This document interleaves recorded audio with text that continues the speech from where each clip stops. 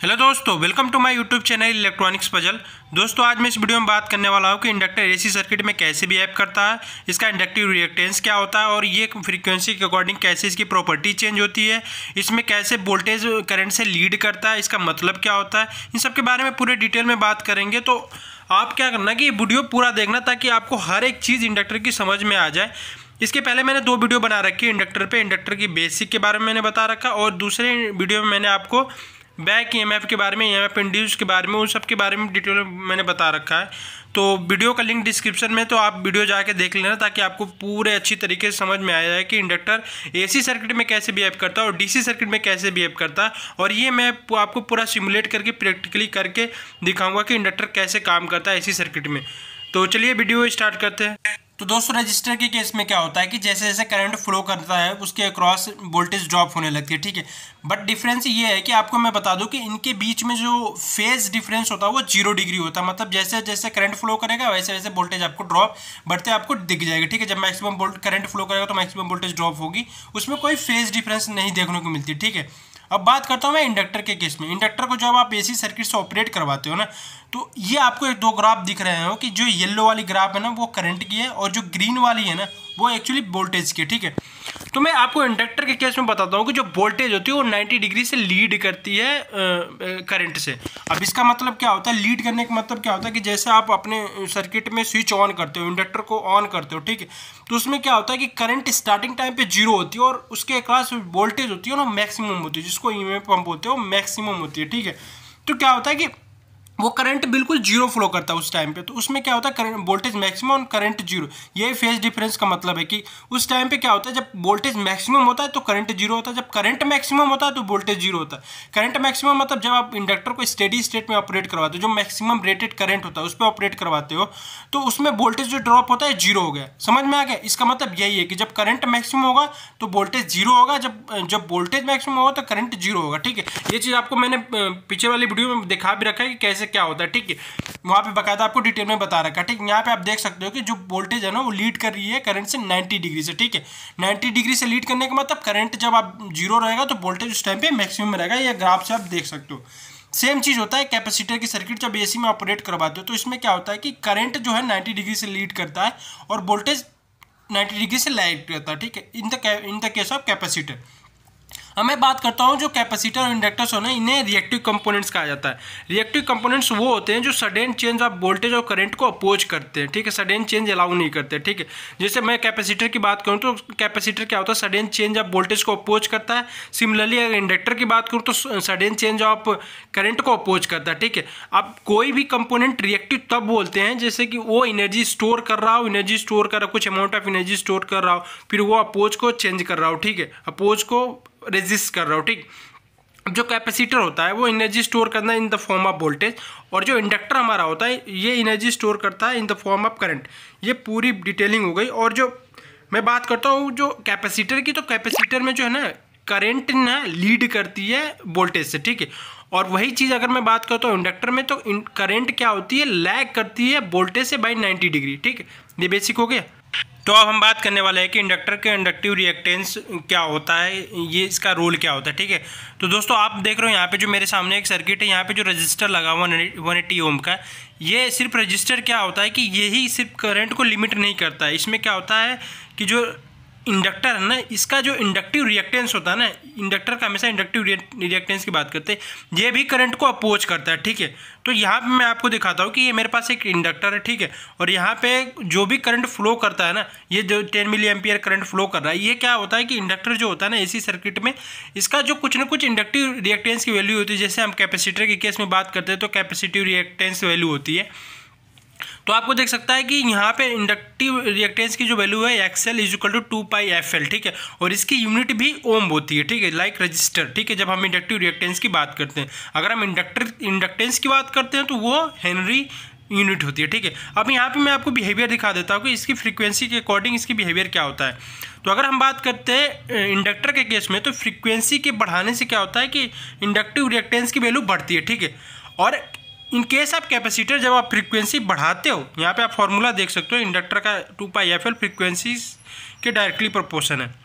लेकिन अगर हम कैपेसिटिव रिएक्टेंस की बात करते हो तो फ्रीक्वेंसी के ये इन्वर्सली प्रोपोर्शन, मतलब आप फ्रीक्वेंसी बढ़ाओगे तो कैपेसिटिव रिएक्टेंस की वैल्यू कम होगी। ठीक, अब मैं बात करता हूँ कि अगर फ्रीक्वेंसी बहुत ज़्यादा है, ठीक है, अगर फ्रीक्वेंसी बहुत ज़्यादा है तो इंडक्टिव रिएक्टेंस की वैल्यू जो है बहुत ज़्यादा हो जाएगी। ठीक है, तो जो हाई फ्रीक्वेंसी वाले सिग्नल होते हैं ना, जिनका मतलब मान लो गीगाहर्ट्ज़ में, मेगाहर्ट्ज़ में जो सिग्नल होते हैं ना, वो सिग्नल इंडक्टर के थ्रू पास नहीं होते। ठीक है, अगर फ्रीक्वेंसी कम है like 1 hertz, 10 kilo hertz, 1 kilo hertz, ये वाले जो फ्रीक्वेंसी सिग्नल होते हैं ये आसानी से इंडक्टर के थ्रू पास हो जाएंगे। ठीक है, जितना कम फ्रीक्वेंसी रहेगी उतनी आसानी से सिग्नल पास हो जाएगा, कोई भी एटेन्यूएशन नहीं होगा, कोई भी पावर लॉस नहीं होगा। ठीक है, अब जो मैं बात करता हूँ ना कि ये वेरी कैसे करता है, फ्रीक्वेंसी बढ़ाने से फिर इम्पैक्ट क्या पड़ेगा, रेजिस्टेंस की वैल्यू कैसे चेंज हो रही है, कैसे वो लिमिट करता है, अभी आपको मैं वो चीज़ करके दिखाऊंगा और मैं फार्मूला में पुट करके सिमुलेट करके पूरा डिटेलिंग आपको दिखाऊंगी कि ये कैसे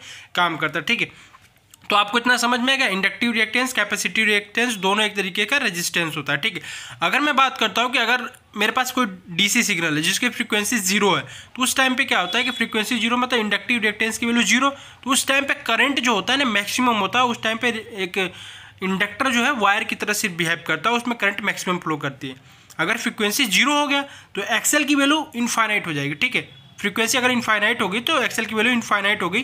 ठीक है, तो इसका इंडक्टिव रिएक्टेंस इनफाइनाइट होने की वजह से करंट 0 हो जाएगा, ओपन सर्किट की तरह एक तरीके से बिहेव करेगा। उसमें जो है फ्रीक्वेंसी जब 0 होगी तो शॉर्ट सर्किट की तरह बिहेव करेगा। ये होगी बेसिक जानकारी कि इंडक्टिव रिएक्टेंस क्या होता है। ठीक है, अब मैं क्या करता हूँ कि एक इंडक्टर ले लेता हूँ जिसमें मैंने एक फ्रीक्वेंसी 10 किलो हर्ट्ज़ का एक सिग्नल ले रखा है, जिसकी फ्रीक्वेंसी यहाँ पे आपको मेंशन करी है, और 30 मिली हर्ट्ज़ का मैंने एक इंडक्टर ले रखा है। ठीक है, अब मैं यहाँ पे क्या करता हूँ, इंडक्टिव रिएक्टेंस की वैल्यू आपको कैलकुलेट करके दिखाता हूँ। ठीक है, यहाँ पे मैंने XL = 2πfl का फॉर्मूला लगाया, जिसमें 2π फ्रीक्वेंसी की मैंने वैल्यू 10 किलो हर्ट्ज़ रख दी, और यहाँ पे इंडक्टेंस की वैल्यू जो है 30 मिली हर्ट्ज़ मैंने वैल्यू पुट कर दी। ठीक है, अब ये जब वैल्यू आप कैलकुलेट करोगे तो 1885 ओम ये वैल्यू आएगी। ठीक है, इंडक्टिव रिएक्टेंस की वैल्यू। ठीक, ये आप देख सकते हो इतना ज़्यादा ये अपना रेजिस्टेंस प्रोवाइड करता है, मतलब अगर ये एसी सर्किट में ऑपरेट करोगे इस फ्रीक्वेंसी पे तो इतना ज़्यादा ये रेजिस्टेंस आपको प्रेफर करेगा, जो भी आपको यहाँ पे इनपुट, एक तरीके से इनपुट रेजिस्टेंस कह सकते हो। ठीक है, अगर मैं बात करता हूँ कि अगर मेरे पास 1 किलो हर्ट्ज़ का सिग्नल है, फ्रीक्वेंसी मैंने कम कर दिया। ठीक है, तो जैसे आप फ्रीक्वेंसी करोगे देखोगे 2π मैंने फ्रीक्वेंसी 1 किलो हर्ट्ज़ रख दिया और 30 मिली हर्ट्ज़ मैंने इंडक्टेंस की वैल्यू रखी, तो 188 ओम आ रही है, जो कि बहुत ही कम वैल्यू है। ठीक है, अब मैं क्या करता हूँ कि ये इन सर्किट्स को मैंने आपको सिमुलेट करके दिखाता हूँ। ठीक है, यहाँ पे मेरे सामने 3 सर्किट्स हैं जिसमें मैंने डिफरेंट फ्रीक्वेंसी के सिग्नल यूज कर रहा हूँ। ठीक है, और तीनों केस में क्या है, इंडक्टेंस की वैल्यू सेम है। ठीक, तो जिस केस में फ्रीक्वेंसी कम है उस केस में आपको करंट मैक्सिमम देखने को मिल जाएगा 23 मिली एम्पियर। ठीक है, और दूसरे केस में 80 हर्ट्ज़ है तो आपको 17 मिली एम्पियर दिखेगी, और तीसरे केस में 200 हर्ट्ज़ है तो आपको 9 मिली एम्पियर करंट देखने को मिलेगी। ठीक है, तो क्या होता है कि मैंने आपको अभी बताया कि ठीक है, जैसे आप फ्रीक्वेंसी इंक्रीज करोगे ना आपको इंडक्टिव रिएक्टेंस की वैल्यू बढ़ते हुए मिलेगी। ठीक है, जो इंडक्टेंस की वैल्यू अगर बढ़ते मिलेगी तो आपका जो करंट मिलेगा ना, टोटल ओवरऑल और जो इम्पीडेंस वैल्यू होगा ना वो बढ़ जाएगा। इम्पीडेंस वैल्यू बढ़ने की वजह से क्या होगा कि आपको करंट कम मिलेगा। अब इम्पीडेंस जो होता है ना वो रजिस्टर, इंडक्टर और कैपेसिटर तीनों का मिला के जो रिजल्टेंट एक्चुअली कहोगे ना कि अपोजिशन टू द करंट, ये आपको तीनों को मिला के पैरामीटर्स को हम इम्पीडेंस बोलते हैं। अगर कैपेसिटर नहीं है तो आप रजिस्टर और इंडक्टर को लेके एक इम्पीडेंस वैल्यू होती है, जो कि पूरे एक तरीके से इफेक्टिव अपोजिशन होता है करंट जो भी फ्लो करता है। ठीक है, तो ये होता है डिटेलिंग के बारे में।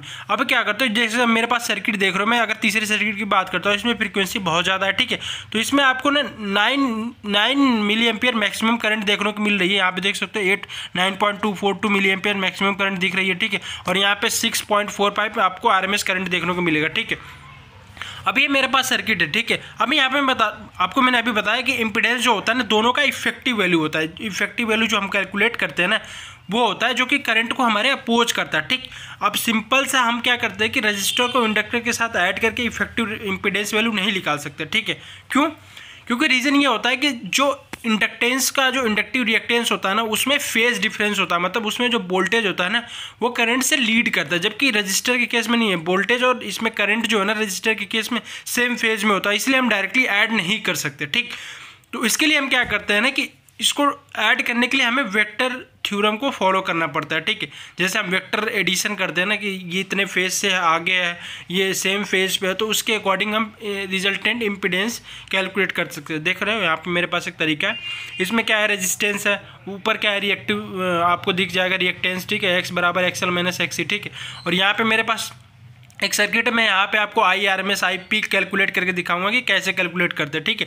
तो इम्पीडेंस की वैल्यू जो है ना, हम रिजल्टेंट लेते हैं, जो कि Z बराबर √R² प्लस रिएक्टेंस का होल स्क्वायर होता है, ठीक है। और यहाँ से हम स्क्वायर रूट लेके कैलकुलेट करते हैं कि टोटल इम्पीडेंस वैल्यू क्या होगी, ठीक।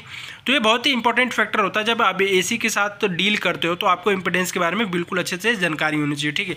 अब मेरे पास ये 200 ओम का एक रजिस्टर और 400 मिली हर्ट्ज का एक इंडक्टर है, ठीक है। तो यहाँ से मैं अगर इसका इंडक्टिव रिएक्टेंस कैलकुलेट करता हूँ तो 502 ओम आता है, ठीक है। अब मैं इसका इम्पीडेंस निकालता हूँ तो √200² प्लस 502 का होल स्क्वायर बराबर 540.3 ओम। ये इफेक्टिव रेजिस्टेंस आपको एक तरीके से बोल सकते हो कि इफेक्टिव इम्पीडेंस आपको कैलकुलेट होगा। ये टोटल एक तरीके का रेजिस्टेंस है जो कि अपोज करेगा करंट के फ्लो को, ठीक है।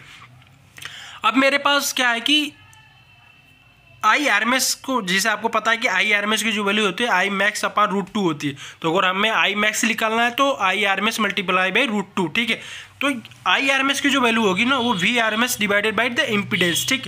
अब जो मैंने यहाँ पे सिग्नल यूज़ किया ना, वो 5 वोल्ट का पीक टू पीक है, 5 वोल्ट पीक वोल्टेज है, कह सकते हो पीक वोल्टेज है मेरे पास, ठीक है। तो जो पीक वोल्टेज होती है डिवाइडेड बाई √2 आपको VRMS मिल जाएगी, 3.53 वोल्ट आपको VRMS मिल जाएगी, ठीक है। अब जब VRMS मिल गया तो आपको IRMS ऑब्वियसली मिल जाएगा।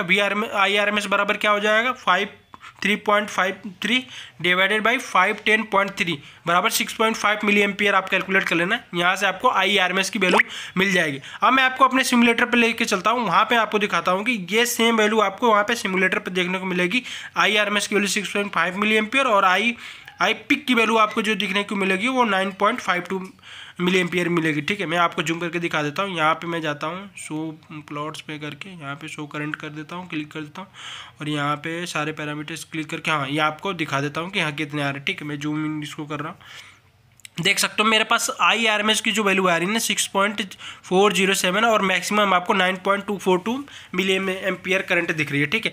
तो ये रहा दोस्तों बेसिक तरीका है जिससे आप इम्पीडेंस वगैरह कैलकुलेट करते हो और उसमें करंट वैल्यू कैलकुलेट कर सकते हो, जो इफेक्टिव करंट वैल्यू है वो कैलकुलेट कर सकते हो।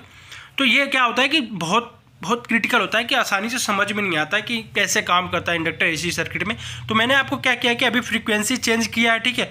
अब मैं क्या करता हूँ कि आपने इंडक्टेंस की वैल्यू चेंज करता हूँ और देखता हूँ कि फिर क्या इंडक्टिव रिएक्टेंस की वैल्यू हो रही है। ये मैंने 3 सर्किट लिया है, देख सकते हो आपकी यहाँ पे फ्रीक्वेंसी जो है 80 हर्ट्ज ही मैंने लिया है और मैंने इंडक्टेंस की वैल्यू तीनों में डिफरेंट लिया है। पहले केस में 1 हेनरी, 400 मिली हेनरी और 20 मिली हेनरी, ठीक है। तो आप ये इंडक्टेंस की वैल्यू जब बढ़ाते हो ना तो इसका इंपैक्ट आपको करंट पे देखने को मिलता है, ठीक है। जितना ज़्यादा आप इंडक्टेंस की वैल्यू, पहले केस में देख सकते हो कि 1 हेनरी लिया है, इंडक्टेंस की वैल्यू बहुत ज़्यादा तो करंट बहुत कम फ्लो कर रही है। दूसरे में थोड़ा कम लिया है तो उसमें थोड़ा ज़्यादा हो गई, तीसरे में बिल्कुल कम लिया है तो उसमें और ज़्यादा हो गई। तो इसका मेन रीज़न ये है कि जो आपका इंडक्टिव रिएक्टेंस की वैल्यू है ना, वो सिर्फ फ्रीक्वेंसी पे नहीं बल्कि वो जो आप इंडक्टेंस की वैल्यू सेलेक्ट करते हो ना उस पर भी डिपेंड करती है, डायरेक्टली प्रोपोर्शन होती है। तो जितना ज़्यादा आप इंडक्टेंस की वैल्यू बढ़ाओगे उतना ज़्यादा इंडक्टिव रिएक्टेंस बढ़ेगा, उतना ज़्यादा आपको इम्पीडेंस बढ़ता हुआ दिखेगा और जब इम्पीडेंस की वैल्यू बढ़ेगी तो आपको करंट जो है ना मिनिमम देखने को मिलेगा, ठीक है। जैसे मैंने आपको पहले केस में दिखा रहा हूँ, पहले केस में करंट बिल्कुल कम जाए, उसके बाद आपको करंट फ्लो करनी ज़्यादा हो गई, फिर तीसरे केस में और ज़्यादा होगी। ये हो गया बेसिक के बारे में कि आपको इंडक्टेंस की वैल्यू बढ़ाओगे तो इम्पैक्ट क्या पड़ेगा सर्किट पे, आपको यहाँ पे सिमुलेट करके भी दिखा दिया कि कैसे काम करता है, ठीक है। अब मैं बात करता हूँ कि अगर मेरा एक इंडक्टिव सर्किट ले लिया, रजिस्टर सर्किट ले लिया, कैपेसिटर सर्किट ले लिया और तीनों का इम्पीडेंस सेम है, तो दोस्तों देख सकते हो आपके सामने मैंने 3 सर्किट लिया है, ठीक है। एक में एक रजिस्टर है, दूसरे में इंडक्टर है और तीसरे में कैपेसिटर है, ठीक है। तो आपको यहाँ पे 3 सर्किट दिखा रहा हूँ मैं और यहाँ पे 3 कर्व है। ऊपर वाला जो सबसे येलो वाला जो कर्व आपको दिख रहा है ना, वो इंडक्टर के अक्रॉस करंट है, ठीक है। ये जो येलो वाला आपको सबसे ऊपर दिख रहा है वो इंडक्टर के अक्रॉस करंट है, ठीक है। और जो उसके नीचे आपको रेड वाला जो दिख रहा है ना सिग्नल, वो है रजिस्टर के अक्रॉस करंट और सबसे नीचे जो ऑरेंज वाला है ना वो है आपको कैपेसिटर के अक्रॉस करंट फ्लो कर रही है, ठीक है। और मैंने यहाँ पे एसी सिग्नल ले रखा है जिसमें फ्रीक्वेंसी आपको तीनों की सेम देखने को मिलेगी। और यहाँ पे जब आप इम्पीडेंस की वैल्यू कैलकुलेट करोगे ना एक्सएल बराबर, तो आपको 200 ओम हर एक के केस में मिलेगी। अगर मैं इंडक्टर के केस में बात करता हूँ तो यहाँ पे आप जब कैलकुलेट करोगे मैन्युअली तो 200 ओम वैल्यू आएगी, ठीक है दोस्तों। तो ऐसे ही आप जब सेकंड सर्किट में कैलकुलेट करोगे तो रेजिस्टिव सर्किट है तो इम्पीडेंस वैल्यू 200 ओम भी रहेगी। तो क्या होगा कि अगर इन तीनों सर्किट्स में ना करंट जो लिमिट करने की जो कैपेबिलिटी है ना तीनों की सेम रहेगी, क्योंकि तीनों सर्किट की इम्पीडेंस वैल्यू सेम है, ठीक है दोस्तों। तो बस डिफरेंस ये है कि करंट की जो फेज है ना वो डिफरेंट रहेगी, लेकिन करंट का अमाउंट जो है ना, जो एम्पलीट्यूड है ना वो सेम रहेगा तीनों केस में, क्योंकि इम्पीडेंस की वैल्यू सेम है, ठीक है। अब मैं बात करता हूँ कि जैसे आपका ये लोड लगा है 200 ओम का, तो इसके जगह पे ना कुछ भी हो सकता है, कोई भी आपकी आईसीज वगैरह हो सकती है, कोई कुछ भी लोड हो सकता है, ठीक है। तो लोड कुछ भी हो सकता है, तो उसमें क्या होता है कि हर एक लोड का जैसे आईसी है तो उसका इनपुट इम्पीडेंस होगा, मतलब आपको कितनी सर्किट जो हमारा सोर्स है ना उसको कितना इनपुट इम्पीडेंस दिखेगा, ठीक है। वो इनपुट इम्पीडेंस ना इस करंट को लिमिट करने के लिए यूज में आएगा, ठीक है। तो यही होता है बेसिकली इन तीन सर्किट को दिखाने का पर्पज़ यही है कि आप लोड कुछ भी यूज कर सकते हो, ठीक है। और वो सर्किट को वो जो सोर्स है हमारा क्या इनपुट इम्पीडेंस दिखेगा अगर कोई भी आप सर्किट या आईसी यूज कर रहे हो, ठीक है। तो वो जो इम्पीडेंस है वो इम्पीडेंस जो है ना रोल प्ले करेगा करंट को लिमिट करने के लिए, ठीक है। तो ये रहा बेसिक जानकारी कि इंडक्टेंस का एसी सर्किट में कैसे काम करता है, फ्रीक्वेंसी वेरी करने से कैसे इंडक्टेंस की वैल्यू चेंज होती है, इंडक्टेंस की वैल्यू चेंज करने पे कैसे आपकी इंडक्टिव रिएक्टेंस की वैल्यू कैसे चेंज होती है, करंट की वैल्यू कैसे चेंज होती है, इन सारे के बारे में डिटेल में हमने बात कर लिया। तो दोस्तों अगर आपको वीडियो अच्छी लगी है तो please like share and subscribe my YouTube channel electronics puzzle, और बेल आइकन को जरूर से हिट कर देना ताकि कोई भी वीडियो मैं अपलोड करूँ तो आपको नोटिफिकेशन तुरंत मिल जाए, ठीक है दोस्तों। तो धन्यवाद फॉर वॉचिंग दिस वीडियो। अगर कोई भी आपकी कमेंट क्वेरी है तो प्लीज़ आप कमेंट बॉक्स में कमेंट कर देना, ठीक है। और मैं आगे आने वाले नेक्स्ट वीडियो में और मज़ेदार वीडियो लेके आऊँगा ऐसे ही, तो चैनल को जरूर से सब्सक्राइब कर देना। Thank you so much for watching this video.